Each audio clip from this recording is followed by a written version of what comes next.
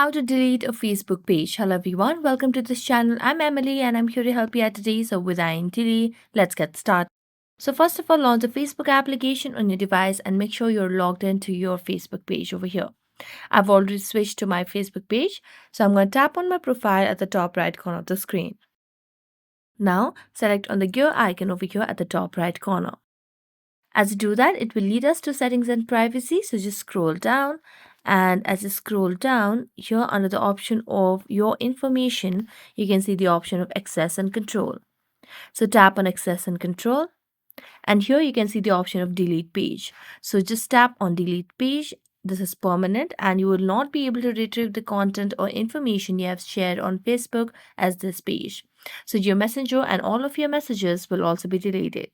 So tap on continue, and as you tap on continue, you just have to give a reason on why you would want to delete. So you can just tap on any of this option.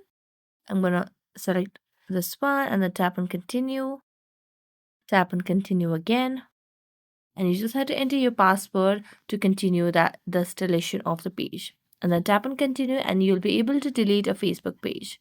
So that's it. Thank you so much for watching this video. See you next time.